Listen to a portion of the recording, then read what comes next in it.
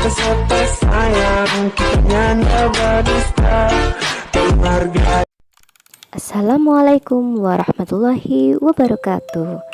Halo anak-anak semuanya, kembali lagi bersama saya Bu Nina dalam video pembelajaran tema.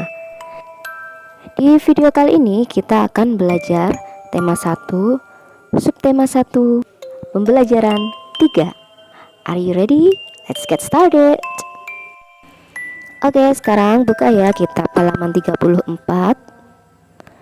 Permainan tradisional apa yang ada di daerahmu? Bagaimana cara memainkannya? Hari ini kamu akan mengenal dan mencoba beberapa permainan tradisional. Oke, di sini ada bacaan. Yang pertama berjudul benteng-bentengan dan yang kedua berjudul gobak sodor. Oke, mari kita baca dulu yang bacaan pertama yang berjudul benteng-bentengan. Benteng-bentengan atau rerebonan adalah permainan yang dimainkan oleh dua kelompok penawan dan tertawan. Masing-masing kelompok terdiri atas 4 sampai dengan 8 orang dan memiliki satu tempat sebagai markas. Markas atau benteng bisa berupa sebuah tiang, pohon, atau pilar. Oke, bisa kalian lihat ya gambar di samping ini. Ini adalah gambar permainan benteng-bentengan ya. Dan Bu Nina mau tanya nih, apakah kalian semua pernah memainkan permainan benteng-bentengan ini? Bu Nina sangat yakin pasti kalian semua pernah kan memainkan permainan ini ya kan? Oke, kemudian untuk bacaan yang kedua yaitu gobak sodor. Mari kita baca bersama ya. Permainan goksor atau galah asin atau galasin dilakukan di lapangan. Arena bermainnya merupakan kotak persegi panjang dan dibagi menjadi beberapa bagian secara horizontal dan vertikal. Dan seperti ini gambarnya. Kalian juga pernah kan memainkan gobak sodor ini?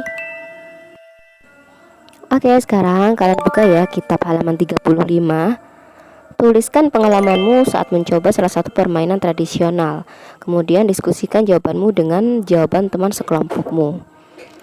Oke, untuk pertanyaan nomor 1, apa yang membuat kamu tertarik dengan kedua permainan tradisional tersebut? And the answer is, permainan tersebut sangat seru jika dimainkan dan juga melatih kerjasama di setiap timnya ya anak-anak. Jadi selain seru dan sangat menarik, permainan ini juga bisa melatih kita anak-anak untuk bisa bekerja sama dengan orang lain. Oke, for the question number 2, bagaimana aturan permainan tradisional tersebut? Oke, untuk yang pertama yang benteng-bentengan, permainannya yaitu dimainkan oleh dua kelompok penawan dan tertawan. Masing-masing kelompok terdiri atas 4 sampai 8 orang dan memiliki satu tempat sebagai markas, sama seperti tadi ya yang sudah Bunda jelaskan. Oke, selanjutnya untuk gobak sodor dilakukan di lapangan.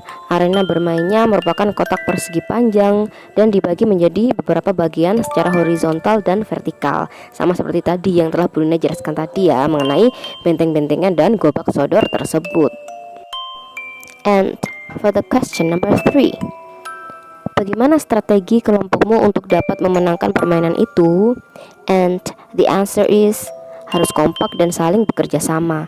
Jadi di sini kita semua peserta permainan ini tidak boleh egois, jadi harus kompak dan saling bekerja sama untuk bisa memenangkan permainan tersebut dalam melawan lawannya. And for the question number 4, sikap apa yang sebaiknya kamu tunjukkan saat kelompokmu menang atau kalah dalam permainan?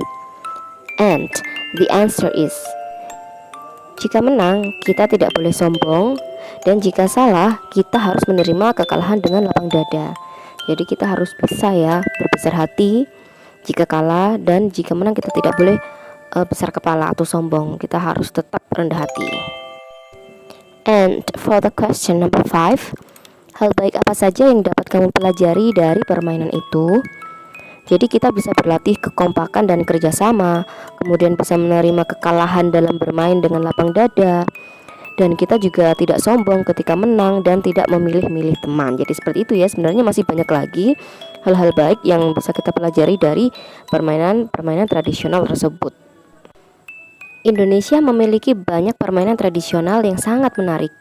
Banyaknya jenis permainan tradisional ini menunjukkan keragaman budaya yang harus kita jaga. Oke, sekarang perhatikan ya gambar ini. Kalian buka kitab halaman 37. Di sini ada percobaan.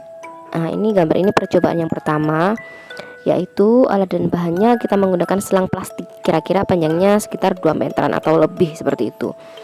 Oke, kemudian untuk langkah kerjanya, pertama, pegang salah satu ujung selang dan minta temanmu memegang ujung lainnya.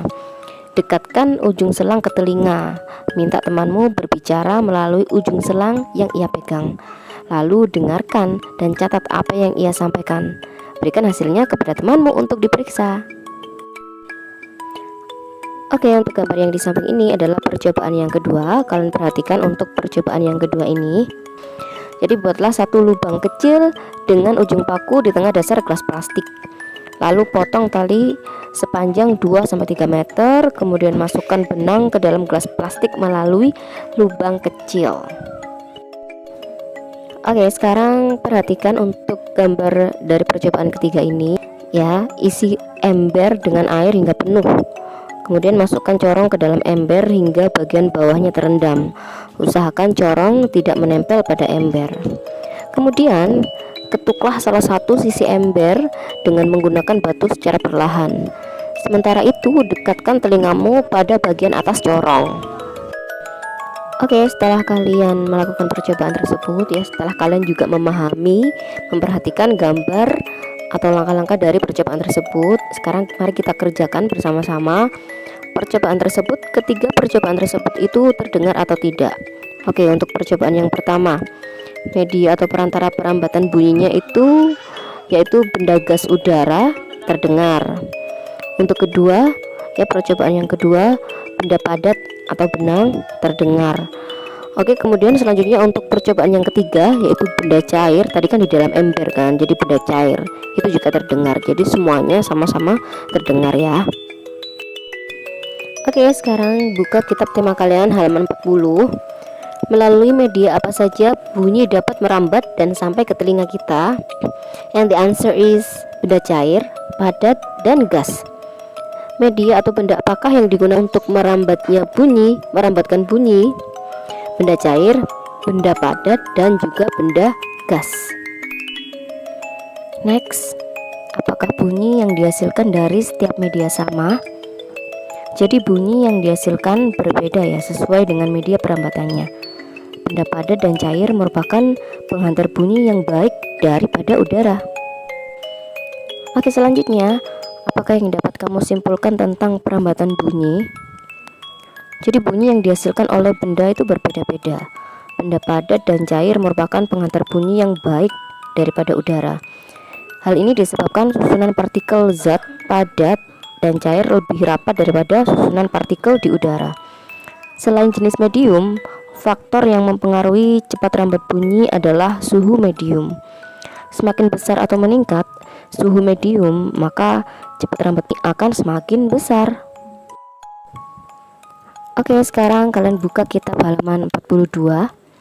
Pada pembelajaran sebelumnya, kamu sudah membaca cerita tentang siap menghadapi musim hujan. Bacalah sekali lagi cerita tersebut dan tulislah gagasan pokok dan gagasan pendukungnya. Gunakan diagram-diagram berikut ini. Oke, lanjut saja. Langsung saja kita menuju ke paragraf 1. Paragraf 1 untuk gagasan pokoknya jatuh pada kalimat musim hujan hampir tiba. Oke, untuk kalimat yang lainnya merupakan gagasan pendukung ya.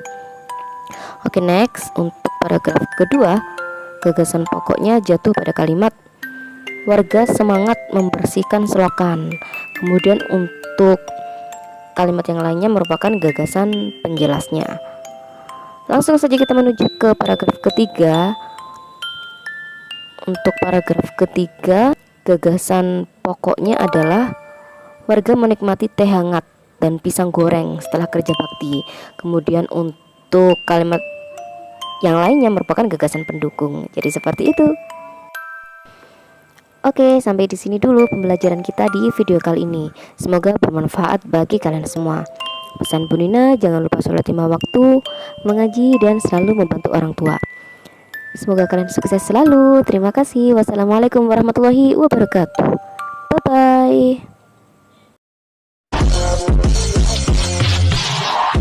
Jujur peserta sayang, kita nyanda berdusta, penghargaan